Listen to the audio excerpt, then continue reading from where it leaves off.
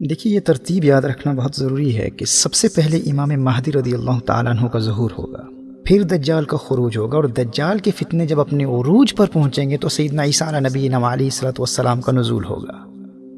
حضرت عیسیٰ علیہ السلام دجال کو قتل کریں گے، اور قتل دجال کے بعد کے زمانے میں یاجوج ماجوج کا خروج ہوگا۔ دیکھیے، جس طرح دجال کے شخصی خروج سے قبل اس کی دجالی فورسز اور فتنوں کے ظہور کا سلسلہ تو کب سے جاری ہے، اسی طرح یاجوج ماجوج کے حقیقی اور شخصی خروج سے قبل ان کے نظام کے نفاذ کی مختلف صورتیں اور پھر یاجوج ماجوج کی سٹانک فورسز اور نمائندگان کا خروج، یہ تو پہلے بھی ہو سکتا ہے، ہم اس کا ہرگز انکار نہیں کرتے۔ اور اسی کو علامہ اقبال علیہ رحمہ نے یاجوج ماجوج کے حوالے سے ملت اسلامیہ کو اپنے زمانے کے فتنوں اور مغربی تہذیب اور سیاسی اور معاشرتی نظام اور اخلاقی انحطاط کے نقصانات سے متنبہ کرتے ہوئے قرآن کریم کی ایک آیت کی روشنی میں بیان کیا تھا۔ کہا کہ کھل گئے یاجوج اور ماجوج کے لشکر تمام، چشم مسلم دیکھ لے تفسیر حرف ینسلون۔ اب اس کا ہرگز یہ مطلب نہیں ہے کہ یاجوج اور ماجوج کا قتل دجال کے زمانے کے بعد شخصی اور حقیقی خروج ہوگا ہی نہیں، ہم اس تصور کا انکار کرتے ہیں۔ تو اس ترتیب کو اچھی طرح ذہن نشین کر لیجئے۔ اس تعلق سے ایک ایکرونیم، ایک مخفف میرے ذہن میں آیا ہے، جس کے ذریعے یہ ترتیب آپ کو آسانی سے ازبر ہو جائے گی۔ آپ لفظ مدعی یاد کر لیں۔ مدعی دعویٰ کرنے والے کو کہتے ہیں، چونکہ دجال بھی ایک جھوٹا مدعی ہوگا، پہلے وہ ولایت کا دعویٰ کرے گا، پھر نبوت کا دعویٰ کرے گا، اور بالآخر خدائی کا جھوٹا دعویٰ کرے گا۔ تو اس لفظ مدعی کو علامات آخر الزمان سے دجال کے جھوٹے دعووں کے حوالے سے بھی ایک مناسبت اور مطابقت حاصل ہے۔ تو اگر آپ اس ایکرونیم کو، اس مخفف کو، لفظ مدعی کو یاد رکھیں گے تو علامات قیامت کی پہلی ترتیب کو آپ کبھی نہیں بھولیں گے۔ میم سے مہدی، دال سے دجال، عین سے عیسیٰ، اور یہ سے یاجوج ماجوج۔ مدعی میں سب سے پہلے میم ہے، تو سب سے پہلے سیدنا امام مہدی رضی اللہ تعالیٰ عنہ کا ظہور ہوگا۔ پھر دال سے دجال، امام مہدی رضی اللہ تعالیٰ عنہ کے 7 یا 9 سالہ دور حکومت کے بعد دجال کا خروج ہوگا۔ مدعی، دال کے بعد عین، دجال کے فتنوں کے عروج کے بعد سیدنا عیسیٰ علیہ نبینا علیہ الصلوۃ والسلام کا نزول ہوگا۔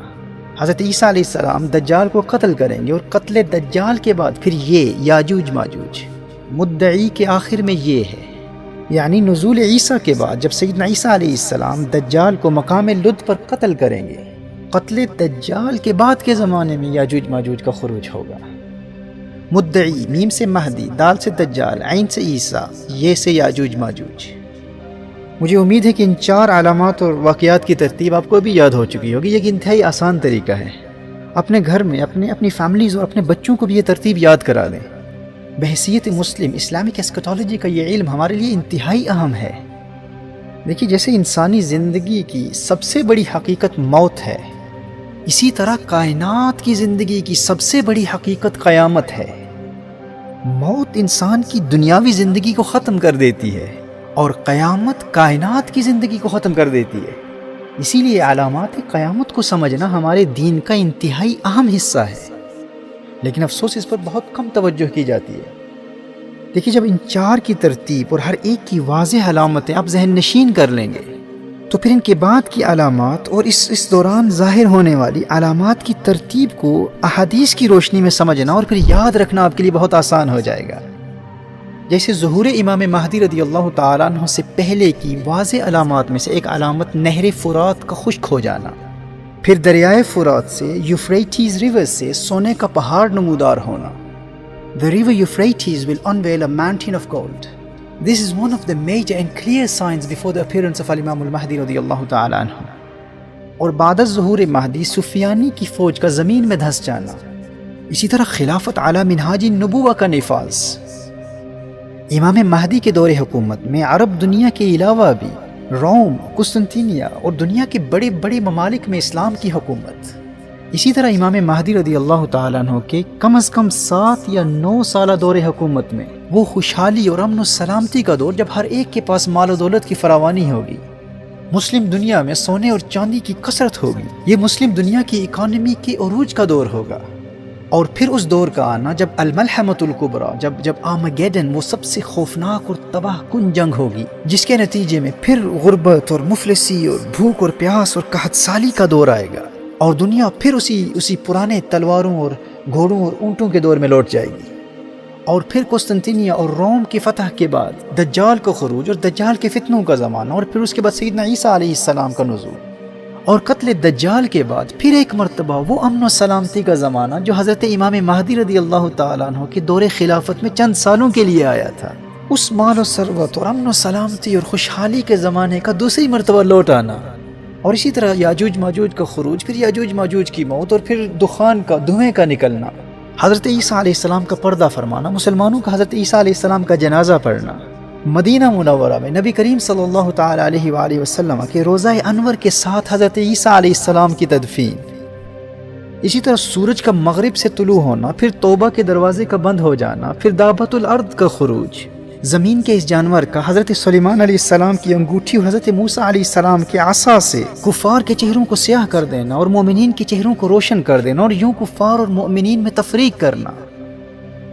اور پھر اس کے بعد کے زمانے میں شام اور یمن سے ایک ہوا کا چلنا اور اس کے ذریعے مومنین کی روح کا قبض ہو جانا، اور مومنین کی وفات کے بعد قبض ارواح مومنین کے بعد کفار کی جانوروں اور درندوں والی زندگی کا زمانہ، پھر نفخ صور اور آگ کا لوگوں کو میدان محشر کی طرف دھکیلنا، مردوں کا قبروں سے اٹھنا، حشر و نشر، اور پھر قیامت کا واقع ہو جانا۔ محترم احبہ، میرے دوستوں، میرے بھائیوں، میری بہنوں، یہ ترتیب بحیثیت مسلم ہر ایک کو یاد ہونی چاہیے۔ ہمارے بچے کو ان واقعات و حوادث کی ترتیب اور ان کی علامات ازبر ہونی چاہیے، اور تربیت اولاد کے حوالے سے یہ والدین کی ذمہ داری ہے کہ وہ اس علم کو خود بھی سیکھیں اور اپنے بچوں کو بھی سکھائیں۔ آپ کو حیرت ہوگی، میں آپ کو آگے چل کر بتاؤں گا کہ یہود اس علم کے اعتبار سے اپنی اولاد کی تربیت کس حد تک کرتے ہیں، اور آپ کی آسانی کے لیے یہ ایکرونیم میں نے پیش کیا ہے۔ لفظ مدعی کو آپ یاد کر لیں، میم سے مہدی، دال سے دجال، عین سے عیسیٰ، یہ سے یاجوج ماجوج۔ اگر آپ ان پہلے 4 واقعات کی ترتیب کو یاد کر لیں گے تو پھر ان کی علامات کو یاد کرنا بھی آپ کے لیے بہت آسان ہو جائے گا، اور پھر ان کے بعد کے واقعات و حوادث کی ترتیب اور ان کی علامات کو بھی سمجھنے میں بہت آسانی ہوگی۔ میں یہ محسوس کرتا ہوں کہ ان تمام واقعات و حوادث اور علامات قیامت کی ترتیب کے حوالے سے عوام تو عوام، ہمارے زمانے کے بعض اہل علم بھی بہت زیادہ کنفیوژن کا شکار ہیں، اور بڑی بڑی کتابوں کے مطالعے اور طویل بیانات سننے کے بعد بھی احادیث مصطفیٰ صلی اللہ علیہ وآلہ وسلم کی روشنی میں ان واقعات کی ترتیب کو سمجھ نہیں پاتے۔